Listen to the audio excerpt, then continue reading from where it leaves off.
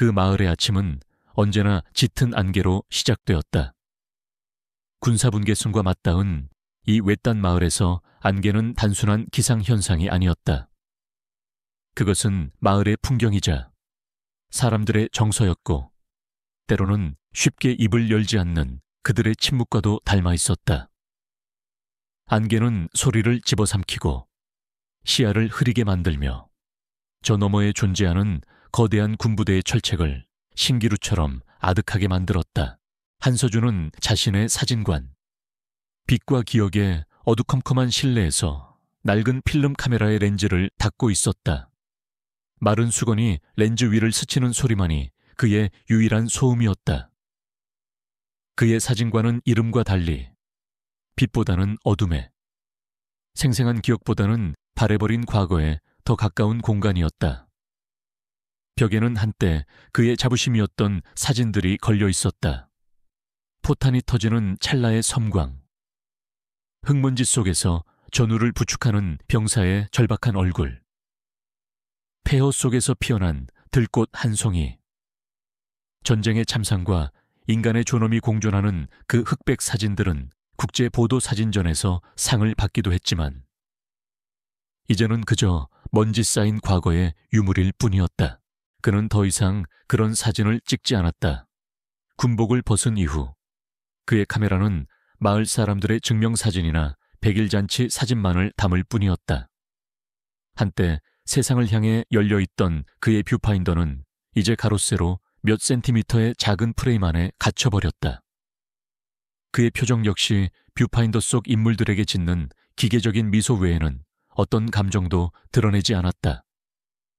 불명계 저녁, 그 주홍글씨는 그의 재능과 열정, 그리고 영혼마저 좀먹어버린 듯했다. 서준은 렌즈 닫기를 멈추고 창밖을 내다보았다. 안개 속에 잠긴 마을은 유령 도시처럼 고요했다. 그때 그의 시선이 사진관 앞 작은 화단에 멈췄다. 둥지에서 떨어진 듯한 어린 새 한 마리가 날개를 파닥이며 힘겹게 움직이고 있었다. 한쪽 날개가 부자연스럽게 꺾여 있었다. 그는 잠시 망설였다. 세상만사가 귀찮았다. 하지만 차마 외면할 수는 없었다. 그는 조용히 밖으로 나가 두 손으로 조심스럽게 어린 새를 감싸 안았다. 그의 손은 크고 투박했지만 그 안에 담긴 생명을 다루는 손길은 놀랍도록 섬세했다. 사진관으로 돌아온 그는 작은 핀셋과 소독약, 그리고 의료용 테이프를 꺼내 들었다. 한때 야전에서 동료의 상처를 응급 처치하던 그 손놀림 그대로 그는 새의 작은 날개에 부목을 대고 조심스럽게 붕대를 감았다.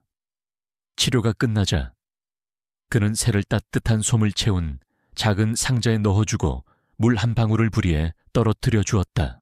그의 무감각한 표면에 가려져 있던 온정의 불씨, 그것은 아직 완전히 꺼지지 않은 채 그의 내면 가장 깊은 곳에서 희미하게 타오르고 있었다. 시간은 무심하게 흘러 낮의 안개는 밤의 폭우로 바뀌었다. 장마철의 비는 세상을 집어삼킬 듯 맹렬하게 쏟아졌다. 서준은 일찌감치 사진관 문을 닫고 홀로 저녁을 먹은 뒤 낡은 소파에 누워 빗소리를 듣고 있었다. 지붕을 때리는 빗소리, 창문을 흔드는 바람소리, 세상과 단절된 이 작은 공간에서 그는 종종 고독을 친구 삼았다. 바로 그때였다. 깽, 깽, 컹, 맹렬한 빗소리를 뚫고 아주 희미하지만 절박한 동물의 울음소리가 들려왔다. 처음에는 잘못 들었으리라 생각했다. 하지만 소리는 끊어질 듯 이어지며 분명히 그의 사진관 문 쪽을 향하고 있었다. 누군가 혹은 무언가가 그의 도움을 절실하게 원하고 있었다. 서준은 귀찮다는 듯 인상을 썼지만 결국 몸을 일으켜 현관으로 향했다. 육중한 철문을 열자 차가운 비바람과 함께 피비린내가 훅 끼쳐왔다. 그리고 그의 눈앞에 믿을 수 없는 광경이 펼쳐졌다. 커다란 백구 한 마리가 문 앞에 서 있었다. 온몸은 빗물과 진흙, 그리고 검붉은 피로 범벅이 되어 있었다. 새하얀 털은 붉게 물들어 흉측하게 엉겨 붙어 있었고 옆구리에는 깊게 베인 상처가 보였다. 개는 금방이라도 쓰러질 것처럼 위태롭게 비틀거렸다. 하지만 그 충혈된 눈은 필사적으로 서준을 바라보고 있었다. 살려달라는 무언의 절규였다. 이런 서준이 무언가 조치를 취하기 위해 한 발짝 다가서는 순간 백구는 마지막 남은 힘마저 다한 듯 그의 발치에 그대로 고꾸라졌다. 쿵 하는 둔탁한 소리와 함께 개가 쓰러지자 녀석이 악착같이 물고 있던 무언가가 입에서 툭 떨어져 나왔다. 그것은 작은 비닐 지퍼백에 쌓여있는 USB 메모리 스틱이었다. USB는 빗물이 고인 바닥에 떨어져 핏물과 뒤섞인 채 나뒹굴었다. 칠흑 같은 어둠과 쏟아지는 폭우 속에서 피범벅이 된 채 쓰러진 거대한 백구와 그 앞에 놓인 작은 첨단기기의 부조와 서준은 그 자리에 얼어붙은 채 다가올 폭풍의 서막을 예고하는 그 기괴한 풍경을 망견히 바라보고 있었다. 고요했던 그의 세상에 균열이 시작되고 있었다. 한서준의 몸은 머뭇거리는 이성보다 먼저 반응했다. 그의 안에서 잠자고 있던 야전 위생병의 본능이 깨어났다. 그는 거대한 백구를 어둠과 비를 피해 사진관 안으로 끌어들였다. 축축하고 무거운 개가 끌려오며 바닥에 핏자국을 길게 남겼다. 문을 닫고 잠그자 바깥 세상의 폭우 소리가 멀어지며 작은 사진관은 고립된 섬이 되었다. 괜찮아, 괜찮을 거야. 그는 개를 안심시키려는 듯 혹은 스스로에게 다짐하듯 중얼거렸다. 그는 신속하게 구급상자를 가져와 바닥에 펼쳤다. 능숙한 손놀림으로 상처 부위에 엉겨붙은 털을 잘라내자 깊고 예리한 자상 치샹 이 모습을 드러냈다. 짐승의 이빨 자국이나 긁힌 상처가 아니었다. 이것은 분명 날카로운 칼날을 가진 인간이 고의적으로 만들어낸 상처였다. 서준의 미간이 좁혀졌다. 그는 소독약을 거즈에 듬뿍 묻혀 상처를 닦아냈다. 개는 고통에 찬 신음을 흘렸지만 이상하게도 저항하지 않았다. 오히려 자신을 치료하는 서준의 손길을 묵묵히 받아들이고 있었다. 그 깊은 눈에는 인간에 대한 원망 대신 설명할 수 없는 신뢰가 담겨 있었다. 서준은 지혈제를 뿌리고 상처를 단단히 압박했다. 응급처치는 끝났지만 이걸로는 부족했다. 전문적인 봉합과 항생제 치료가 시급했다. 서준은 자신의 낡은 트럭에 개를 조심스럽게 싣고 쏟아지는 비를 뚫고 읍내의 유일한 24시간 동물병원으로 향했다. 병원의 문을 연 것은 하얀 가운을 입은 젊은 여의사였다. 김민지. 그녀는 이 작은 시골 마을과는 어울리지 않는 또렷하고 지적인 눈빛을 가지고 있었다. 세상에, 이게 무슨 일이에요? 민지는 피범벅이 된 백구를 보고 경악하며 재빨리 수술 준비를 지시했다. 서준은 치료가 진행되는 동안 대기실 의자에 앉아 아까 주워온 작은 USB를 만지작거렸다. 빗물과 피가 묻은 지퍼백을 닦아내자 그 안에 담긴 작은 기억장치가 모습을 드러냈다. 이것이 대체 무엇이기에 이 충직한 개는 목숨을 걸고 이것을 지키려 했을까? 1시간이 지났을까? 수술을 마친 민지가 피곤한 얼굴로 나왔다. 다행히 동맥은 비껴갔어요. 하지만 상처가 아주 깊어요. 조금만 더 늦었으면 과다출혈로 위험했을 겁니다. 그녀는 의심스러운 눈초리로 서준을 바라보며 물었다. 혹시 어떻게 된 일인지 아시나요? 이건 동물들끼리 싸워서 생긴 상처가 아니에요. 아주 날카로운 칼에 베인 상처입니다. 명백한 동물 학대 사건이에요. 서준은 차마 진실을 말할 수 없었다. 그는 그저 밤에 길에 쓰러져 있는 걸 발견했습니다. 라고 짧게 대답했다. 민지는 더 캐묻지 않았지만 그녀의 눈빛은 무언가 더 복잡한 사정이 있음을 감지하고 있었다. 우선 입원시켜서 경과를 지켜봐야 합니다. 그리고 이게 등록칩이 내장되어 있네요. 내일 아침에 조회해서 주인을 찾아 연락해 보겠습니다. 알겠습니다. 서준은 복잡한 마음으로 병원을 나섰다. 주인을 찾아준다니 다행이었지만 한편으로는 불안했다. 이 개를 이렇게 만든 자들이 개의 주인을 무사히 놔두었을 리가 없었다.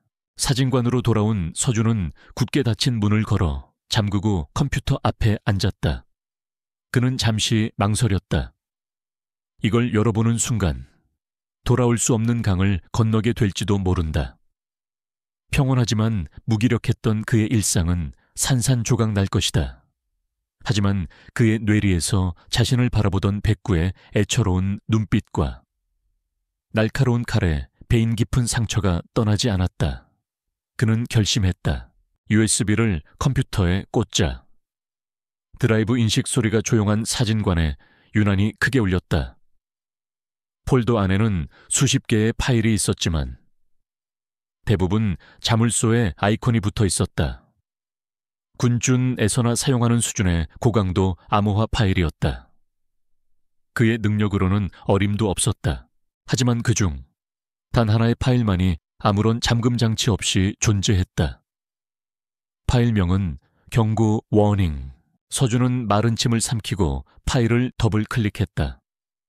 화면에 거칠고 흔들리는 영상이 나타났다. 어두운 지하시설, 비밀리에 촬영한 듯한 영상이었다. 화면 속에는 전신을 가리는 흰색 방호복을 입은 사람들이 분주하게 움직이고 있었다.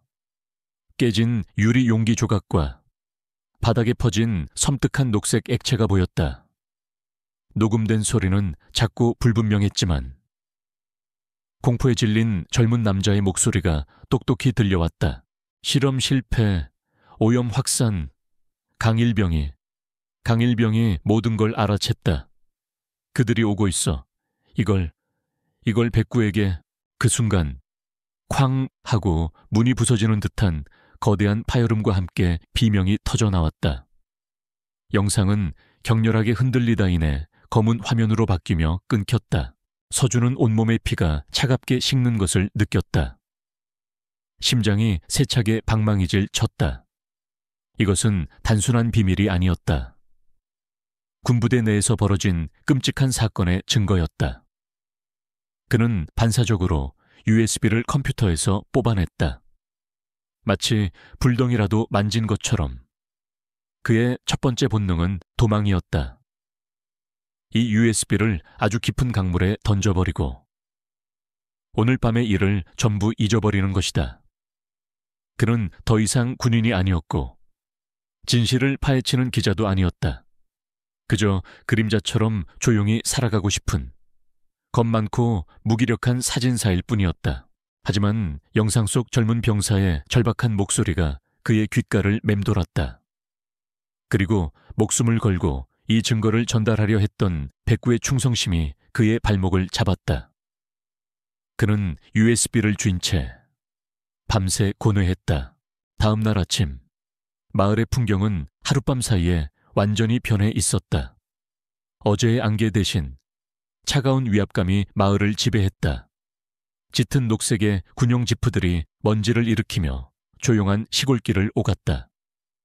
총을 든 군인들이 2인 1조로 마을의 집들을 차례차례 방문하고 있었다. 그들의 선두에는 칼날처럼 날카로운 인상의 한 장교가 있었다. 갓 달인 전투복, 서늘한 눈빛, 그리고 입가에 걸린 냉소적인 미소. 소령 천명호. 그의 눈빛은 길 잃은 개를 찾는 사람의 눈이 아니었다. 그는 무언가를 회수하기 위해 온 사냥꾼의 눈을 하고 있었다. 서준은 사진관 창문 커튼 틈으로 그 광경을 지켜보았다. 심장이 바닥으로 떨어지는 듯했다. 군인들이 그의 사진관을 향해 한 걸음 다가오고 있었다. 그들은 잃어버린 궁견에 대해 묻고 있었지만 서준은 그들이 진정으로 원하는 것이 무엇인지 알 수 있었다. 그들은 USB를 찾으러 온 것이다. 서준은 주머니 속 차가운 USB를 꽉 쥐었다. 이제 선택의 여지는 없었다. 그는 도망칠 수도, 외면할 수도 없었다. 그가 원하든 원치 않든. 거대한 폭풍이 그의 문을 두드리고 있었다. 군용 지프가 흙먼지를 일으키며 사라진 뒤 마을에는 다시 거짓된 평온이 찾아왔다. 하지만 한서준은 더 이상 어제의 그로 돌아갈 수 없었다. 그의 손에 들린 작은 USB는 이제 단순한 저장 장치가 아니었다. 그것은 한 병사의 마지막 유언이었고 거대한 악의 실체에 다가갈 수 있는 유일한 열쇠였다. 그는 군인들이 다시 오기 전에 백구의 주인이자 영상 속의 강 일병에 대한 단서를 찾아야만 했다. 다음 날 서준은 동물병원에 들러 회복 중인 백구의 모습을 사진기에 담았다. 녀석은 링거를 맞고 있었지만 서준을 보자 꼬리를 흔들며 반가움을 표했다. 그 모습에 서준은 더욱 마음을 굳게 먹었다.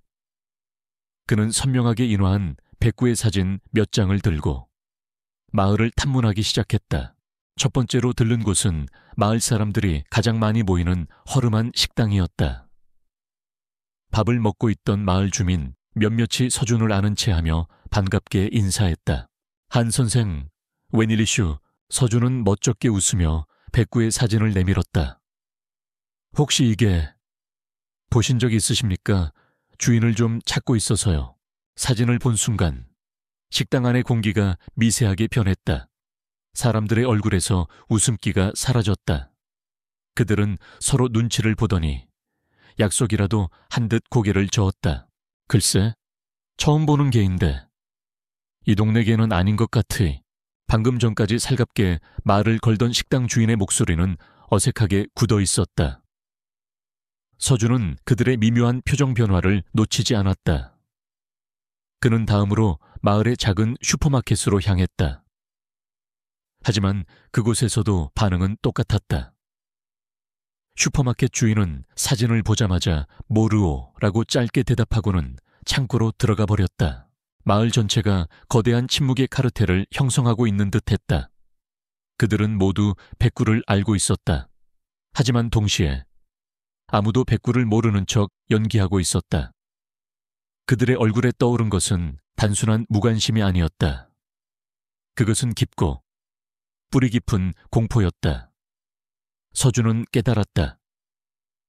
이 마을 사람들은 무언가를 알고 있으며 그것을 말하기를 극도로 두려워하고 있다는 것을. 답보 상태에 빠진 서준은 마지막 수단으로 마을의 최고 어른이자 행정 책임자인 박 이장을 찾아가기로 했다. 박 이장의 사무실은 낡은 마을 회관 2층에 있었다. 그는 인자한 미소와 구수한 사투리로 서준을 맞았다. 아이고, 한 선생 아니신가? 어쩐 일로 이 늙은이를 다 찾아오셨는가? 드릴 말씀이 있어서 왔습니다. 이장님, 서준은 공손하게 인사하고 본론으로 들어갔다. 그는 백구의 사진을 보여주며 지난 이틀간 있었던 일을 간략하게 설명했다. 군인들이 마을에 다녀간 이야기까지 덧붙였다. 서준의 이야기가 진행될수록 박 이장의 얼굴에서 인자한 미소가 서서히 걷혔다. 그의 눈빛은 차갑고 경계심 가득하게 변했다. 그가 백구의 사진을 내려다보는 시선에는 분명 익숙함과 당혹감이 섞여 있었다. 젊은이. 박 이장이 낮은 목소리로 말했다. 그의 사투리는 사라지고 차가운 표준어가 흘러나왔다. 세상에는 파헤쳐서 좋을 것 없는 일도 있는 법이야. 무슨 말씀이신지. 우리 마을은 조용히 사는 게 제일인 사람들이 모인 곳이야. 외지인이 우리 마을 일에 끼어드는 거. 난 별로 반갑지 않아. 그게 보아하니 군부대와 관련된 것 같은데 알아서 잘 처리하게. 더 이상 마을 사람들 들쑤시고 다니지 말고. 그것은 조언을 가장한 명백한 경고였다. 박 이장은 무언가를 알고 있었고 그것을 덮으려 하고 있었다. 서준이 무언가 더 반박하려던 순간 사무실 문이 열리고 김민지 수의사가 들어섰다. 이장님, 마을 방역 일정 때문에 민지는 방 안에 냉랭하고 무거운 공기를 느끼고 말을 멈췄다. 그녀는 굳은 표정의 서준과 그를 차갑게 노려보는 박 이장을 번갈아 보았다. 그녀는 박 이장의 마지막 말, 마을 사람들 들쑤시고 다니지 말게 라는 부분을 똑똑히 들었다. 그날 오후 민지는 동물병원에서 백구의 내장칩을 다시 조회했다. 그리고 이상한 점을 발견했다. 군견으로 등록된 개의 칩 정보가 바로 오늘 오전에 훈련 중 실종 및 폐기 처리로 변경되어 있었던 것이다. 살아있는 개를 서류상으로 죽여버린 것이다. 이것은 명백한 은폐 시도였다. 그녀는 서준이 단순한 동물 학대 사건이 아닌 훨씬 더 거대한 무언가에 휘말렸음을 확신했다. 한편 천명호 소령은 부하로부터 한서준이라는 전역 장교가 백구의 사진을 들고 마을을 돌아다니며 탐문하고 있다는 보고를 받았다. 한서준, 천명호는 그의 인사 기록을 조회했다. 뛰어난 사진 실력을 가졌지만 상부의 명령에 불복종했다는 사유로 불명예 전역한 기록. 그의 입가에 비릿한 미소가 걸렸다. 군의 앙심을 품은 놈인가? 하필 이런 귀찮은 놈에게 걸리다니. 그는 더 이상 시간을 지체할 수 없다고 판단했다. 그날 밤 서준은 민지에게서 집 정보에 대한 전화를 받고 병원으로 향했다. 백구의 상태를 확인하고 앞으로 어떻게 해야 할지 막막한 심정으로 상의하고 있었다. 그들이 모르는 사이 검은 그림자 2개가 서준의 사진관 자물쇠를 소리 없이 부수고 안으로 침입했다. 자정이 넘어 사진관으로 돌아온 서준은 문이 미세하게 열려있는 것을 발견했다. 그의 군인 시절 본능이 위험 신호를 보냈다. 그는 숨을 죽이고 조심스럽게 안으로 들어섰다. 그리고 그곳에서 그는 모든 것이 파괴된 광경을 마주했다. 사진관 내부는 폭풍이라도 휩쓸고 간 듯 엉망이었다. 서랍은 모두 열려 내용물이 바닥에 쏟아져 있었고 액자들은 깨져 있었다. 특히 그의 과거와 자부심이 담겨있던 벽의 사진들은 모두 바닥에 내동댕이 쳐져 군홧발에 짓밟힌 듯 더럽혀져 있었다. 그것은 단순한 수색이 아니었다. 그의 존재 자체를 모욕하고 짓밟으려는 의도적인 파괴였다. 서준은 떨리는 손으로 바닥에 짓밟힌 사진 한 장을 집어들었다. 전장에서 전우를 구하던 자신의 모습이 담긴 사진이었다. 그는 분노보다 더 깊은 차가운 무언가가 가슴속에서 차오르는 것을 느꼈다. 침입자들은 사진관을 샅샅이 뒤졌지만 그들이 원하는 것은 찾지 못했다. 서준은 이미 USB를 낡은 필름 카메라 본체 안에 숨겨 방습 창고 가장 깊숙한 곳에 넣어두었던 것이다. 서준은 폐허가 된 자신의 공간 한가운데에 우두커니 섰다. 이것은 명백한 경고였다. 우리가 누군지 안다. 네가 뭘 가졌는지도 안다. 순순히 내놓지 않으면 다음은 내 목숨이다. 이제 더 이상 물러설 곳은 없었다. 그들은 그의 과거를 짓밟았고 현재를 위협했으며 미래를 빼앗으려 하고 있었다. 그의 눈에서 무기력함은 사라지고 차갑고 단단한 결의가 이글거리기 시작했다. 이것은 이제 단순히 한 병사의 억울한 죽음이나 백구를 위한 싸움이 아니었다. 이것은 그의 모든 것을 건 싸움이 되었다. 한서준은 폐허가 된 사진관 한가운데에 서서 자신의 짓밟힌 과거와 현재를 응시했다. 분노는 이미 차갑게 식어 강철 같은 결의로 변해 있었다. 적들은 그에게 전쟁을 선포했다. 그렇다면 군인답게 전쟁으로 응답해줄 차례였다. 그는 더 이상 도망치거나 숨지 않았다. 이제는 방역할 시간이었다. 그는 밤을 새워 컴퓨터 앞에 앉았다.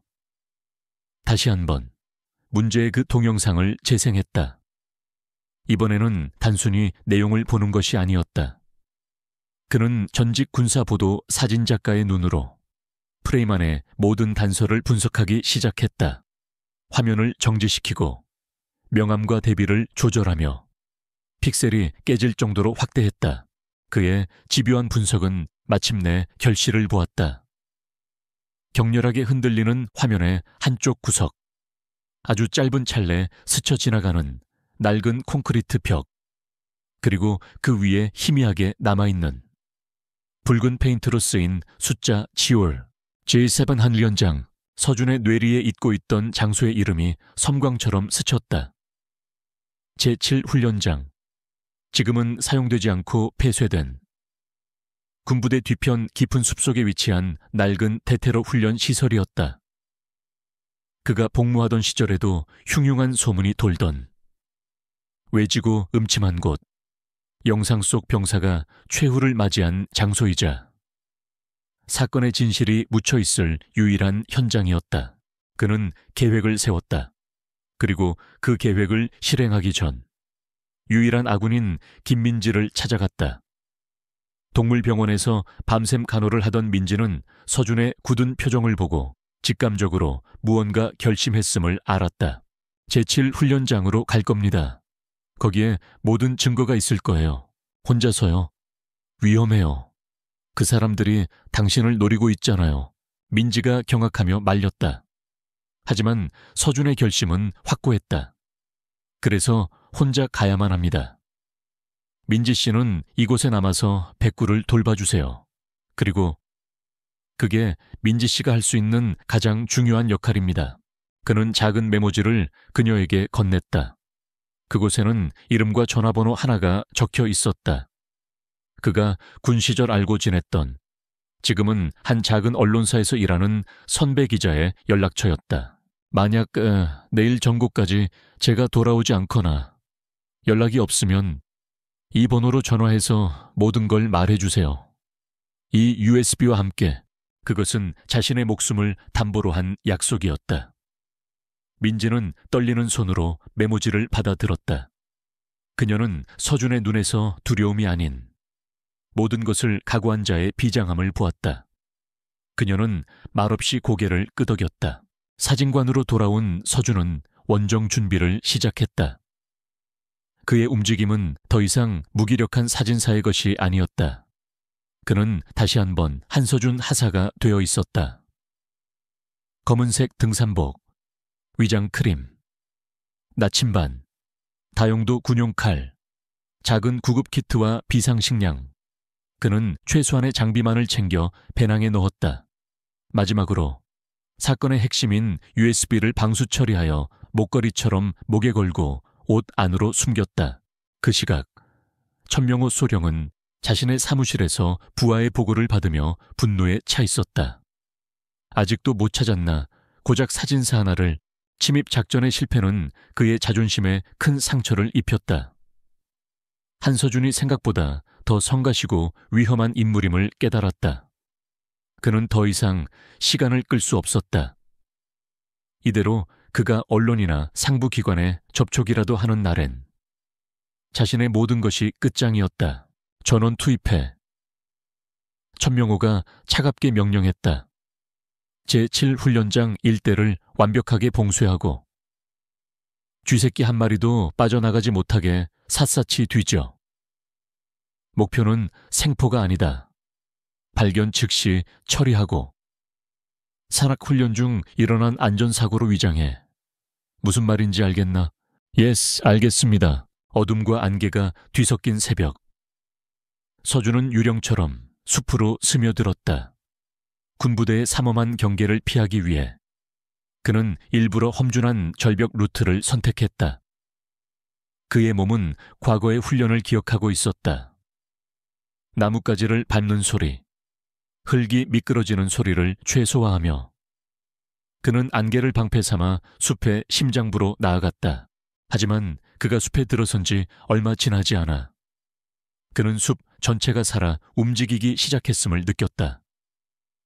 멀리서 들려오는 궁연의 짖는 소리, 나무십 사이로 언뜻 비치는 군인들의 탐조등 불빛, 그리고 무정위에서 흘러나오는 지직거리는 소음. 그들은 이미 거대한 포위망을 치고 그의 숨통을 조여오고 있었다. 이제 이것은 증거 찾기 싸움이 아닌 생존을 위한 추격전이 되었다. 서준은 거대한 바위 뒤에 몸을 숨기고 숨을 죽였다. 그의 불과 10m 앞으로 살기등등한 눈빛에 수색조 2명이 소총을 든 채 지나갔다. 땀방울이 그의 등을 타고 흘러내렸다. 안개는 그의 모습을 감춰주었지만 동시에 그의 방향감각과 시야를 빼앗아갔다. 한편 군부대 임시 지휘 텐트에서 천명호는 열 감지 카메라가 탑재된 드론이 보내오는 영상을 노려보고 있었다. 2조, 11시 방향으로 이동. 3조는 퇴로를 차단해. 놈은 그 일대를 벗어나지 못했다. 그의 목소리는 냉혹하고 정확했다. 서준은 그들의 전술을 꿰뚫고 있었다. 그는 일부러 자신의 흔적을 동쪽으로 남겨놓고 자신은 서쪽의 험준한 계곡으로 방향을 틀었다. 적의 허를 찌르는 역기동 전술이었다. 그는 얕은 계곡물에 몸을 담가 채취를 지우고 진흙을 얼굴에 발라 위장했다. 얼마나 지났을까? 그는 마침내 안개 너머로 낡은 철조망과 폐건물의 희미한 실루엣을 발견했다. 제7 훈련장이었다. 하지만 안도감도 잠시. 그의 등 뒤에서 나뭇가지가 부러지는 소리가 날카롭게 들려왔다. 저기 있어요.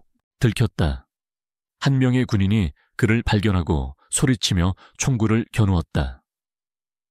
서준은 망설일 틈도 없이 몸을 날려 낡은 참호 속으로 굴러떨어졌다. 총성이 고요한 숲을 찢었다. 탕탕 총알이 그의 머리 위를 스치며 흙먼지를 일으켰다. 포위망은 급격히 좁혀져 왔다. 그는 이제 완전히 고립되었다. 사방에서 군인들이 그를 향해 다가오고 있었다. 서준은 참호 구석에 몸을 웅크린 채 가쁘게 숨을 몰아쉬었다. 그의 손에는 무기라곤 다용도 칼 한 자루가 전부였다. 그의 눈앞이 아찔해졌다. 하지만 그는 포기하지 않았다. 그는 주위를 둘러보았다. 낡은 참호, 썩은 나무십, 그리고 그가 복무 시절 훈련받았던 지형지물의 기억. 그의 머릿속에서 절망적인 상황을 타개할 마지막 계획이 번개처럼 떠올랐다. 그는 덫에 걸린 쥐가 아니었다. 그는 자신의 영역으로 적을 끌어들인 사냥꾼이었다. 그는 결심했다. 여기서, 이 지옥 같은 곳에서 모든 것을 끝내겠다고. 총알이 빗발치는 참호 속에서 한서준의 머리는 그 어느 때보다 차갑고 빠르게 회전했다. 공포는 그의 감각을 마비시키는 대신 오히려 날카롭게 벼려내고 있었다. 그는 이곳의 지형을 기억했다.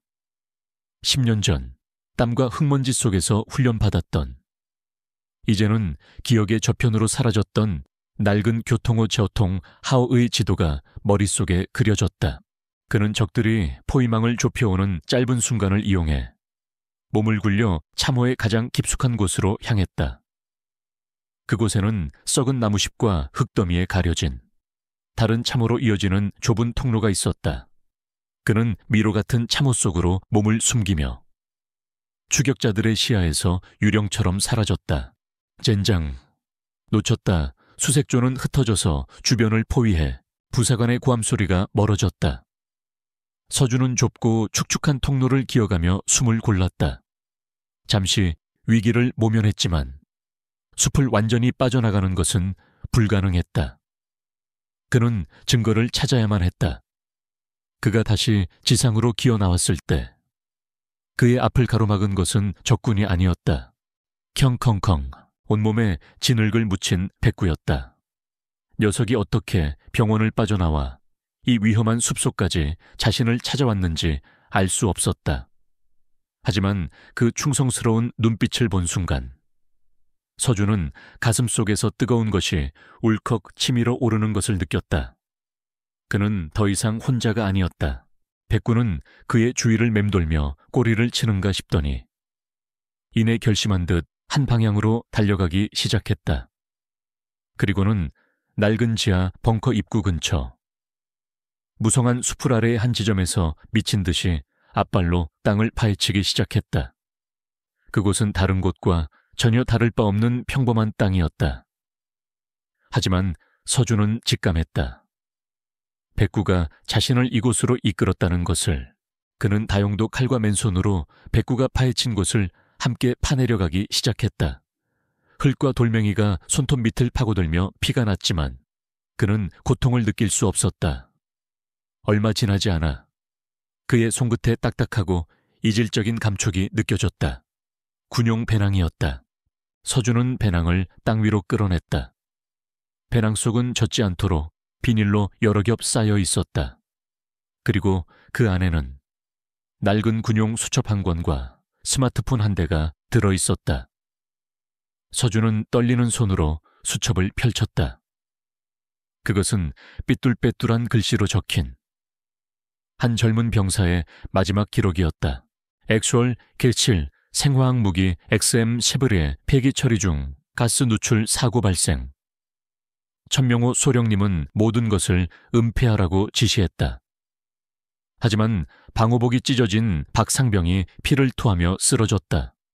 이건 단순한 사고가 아니다. 살인이다. 액슈얼 실. 내가 모든 증거를 촬영했다는 것을 소령님이 알게 되었다. 그는 내게 조국을 위한 희생을 이야기했지만 그의 눈은 웃고 있지 않았다. 나는 곧 제거될 것이다. 이 기록을 백구에게 맡긴다. 부모님, 죄송합니다. 백구야. 달려 수첩의 기록은 거기서 끊겨 있었다. 모든 진실이 그곳에 있었다. 천명호가 저지른 끔찍한 범죄와 한 젊은 병사의 억울한 죽음, 바로 그 순간이었다. 거기까지다. 한서준, 차가운 목소리와 함께 숲의 그림자 속에서 군인들이 총구를 겨누며 나타났다. 그리고 그들의 중심에서 천명호 소령이 승리자의 미소를 지으며 걸어 나왔다. 포위망은 완성되었다. 더 이상 도망칠 곳은 없었다. 게임 끝이다. 사진병. 천명호가 경멸적으로 말했다. 순순히 그 가방을 넘기면 고통 없이 보내주지. 부하들이 서준에게 다가왔다. 절체절명의 순간. 하지만 서준의 눈에는 더 이상 두려움이 없었다. 그는 자리에서 일어섰다. 그리고 죽은 병사의 수첩을 가슴 높이 들어 올렸다. 강민석 일병. 서준의 목소리가 안개 낀 숲 전체에 울려 퍼졌다. 육군 제-X사단 소속 강민석 일병. 이 수첩의 주인이다. 그리고 당신들은 지금 당신들의 전우를 죽인 살인마를 위해 총을 들고 있다. 천명호의 얼굴이 순간 굳어졌다. 헛소리, 집어치워 당장 처리해. 하지만 서준은 멈추지 않고 수첩의 마지막 구절을 큰 소리로 읽어 내려가기 시작했다. 천명호 소령은 내게 조국을 위한 희생을 이야기했지만 그의 눈은 웃고 있지 않았다. 나는 곧 제거될 것이다. 그의 절규에 가까운 외침에 천명호의 부하들이 순간 망설였다.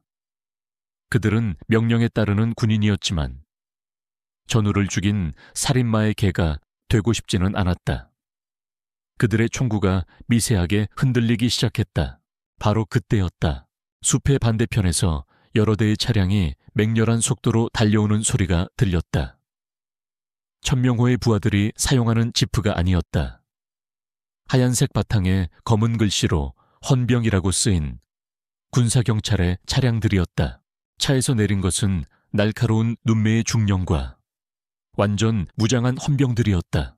마을에 남아있던 김민지는 약속 시간이 지나도 서준에게서 연락이 없자 그가 남긴 기자의 연락처로 모든 사실을 알렸다. 동시에 죄책감에 시달리던 박 이장은 익명으로 상급부대 감찰부에 제7훈련장에서 불법적인 일이 벌어지고 있다는 결정적인 제보를 한 것이었다. 헌병대 중령은 눈앞의 대치 상황을 즉시 파악했다. 전원총 내려놔. 지금부터 이곳은 군사경찰이 통제한다. 살인 및 증거인멸 혐의로 천명호 소령을 현 시간부로 긴급 체포한다. 중령의 위험 있는 목소리에 천명호의 부하들은 모두 얼어붙은 듯 총을 내렸다. 상황은 순식간에 역전되었다. 천명호의 얼굴에서 승리자의 미소는 사라지고 악귀 같은 분노와 당혹감이 떠올랐다. 그는 포위된 맹수처럼 주위를 둘러보았지만 사방은 이제 그의 적들뿐이었다. 헌병들이 그에게 다가가 수갑을 채웠다. 서준은 지친 몸을 이끌고 흙바닥에 주저앉았다. 그의 손에는 여전히 억울하게 죽어간 한 병사의 진실이 담긴 수첩이 굳게 들려 있었다. 백구가 다가와 그의 뺨을 핥았다. 길고 길었던 추격전은 마침내 진실의 승리로 막을 내리고 있었다. 천명호 소령과 그의 수하들이 헌병대에 의해 연행된 후 사건은 일사천리로 진행되었다. 한서준이 목숨을 걸고 지켜낸 USB와 강민석 일병의 수첩은 그 무엇으로도 반박할 수 없는 증거가 되었다. 군검찰은 즉시 대규모 특별수사팀을 꾸렸다. 언론은 벌집을 쑤신 듯 들끓었다. 처음에는 작은 인터넷 신문의 단독 보도로 시작되었지만 곧 모든 주요 방송사와 신문사들이 이 충격적인 사건을 한면 머리 기사로 다루기 시작했다. 최전방부대 불법 생화학 무기 실험 및 병사 사망 은폐 의혹, 한 장의 USB가 폭로한 군의 추악한 진실. 연일 자극적인 제목의 기사들이 쏟아져 나왔다.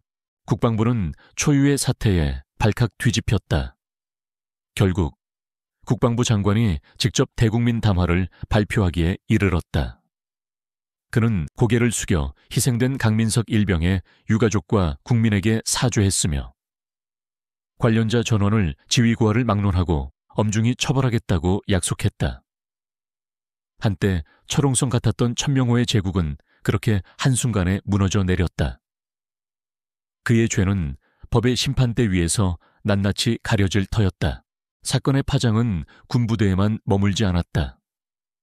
침묵으로 공포를 견뎌왔던 작은 마을에도 변화의 바람이 불어왔다.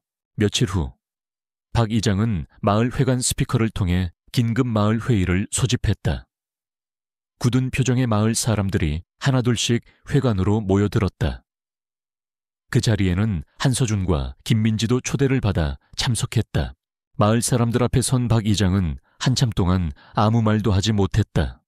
그는 깊게 허리를 숙였다. 죄송합니다. 이 늙은이가 못나고 비겁했습니다. 그의 목소리는 심하게 떨리고 있었다. 나는 여러분을 지킨다는 명목으로 진실 앞에서 눈을 감았습니다. 불의에 침묵하는 것이 우리 모두를 위한 길이라 착각했습니다. 하지만 이 젊은이, 우리 마을과는 아무 상관도 없던 한서준 선생이 목숨을 걸고 우리 대신 싸워주었습니다. 그의 용기 앞에서 저는 너무나도 부끄러웠습니다. 그는 서준을 향해 다시 한번 고개를 숙였다. 한 선생, 정말 미안하고 그리고 고맙소. 회의장 안에는 무거운 침묵이 흘렀다. 하지만 그것은 더 이상 공포의 침묵이 아니었다. 그것은 반성과 성찰, 그리고 새로운 시작을 위한 건강한 침묵이었다. 이장의 진심 어린 사과는 마을 사람들의 마음을 움직였고 그들은 비로소 끔찍했던 과거의 트라우마를 씻어내고 공동체의 신뢰를 회복할 수 있게 되었다. 사건이 마무리될 무렵 서준의 낡은 사진관에 의외의 손님이 찾아왔다. 그날 숲에서 천명호를 체포했던 헌병대 중령이었다. 그는 서준에게 거수경례를 붙이고 군의 공식적인 감사장과 함께 서류 봉투 하나를 내밀었다.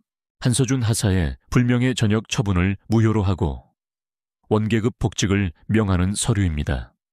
또한 이번 사건 해결에 기여한 공을 인정하여 1계급 특진과 함께 정보사령부 사진분석팀으로의 복귀를 정식으로 제안하는 바입니다. 그것은 서준이 한때 꿈꿨던 잃어버린 명예를 되찾을 수 있는 최고의 기회였다. 하지만 서준은 조용히 고개를 저었다. 감사하지만 받을 수 없습니다. 저는 더 이상 군인이 아닙니다. 그는 창밖의 평화로운 마을 풍경을 바라보며 말했다.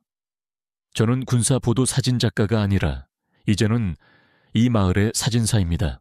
그의 결정은 확고했다. 그는 보상금으로 받은 돈의 일부를 털어 낡은 사진관을 새롭게 단장했다. 그리고 사진관 한쪽에 꿈꾸는 뷰파인더라는 작은 간판을 내걸었다. 마을 아이들을 위한 무료 사진 교실이었다. 아이들에게 세상을 바라보는 따뜻한 시선과 자신의 이야기를 스스로 기록하는 법을 가르쳐주고 싶었다. 그것이 그가 찾은 새로운 삶의 의미였다. 모든 소동이 가라앉은 어느 늦은 오후였다. 서준과 민지는 새롭게 단장한 사진관 앞에 작은 벤치에 나란히 앉아 있었다.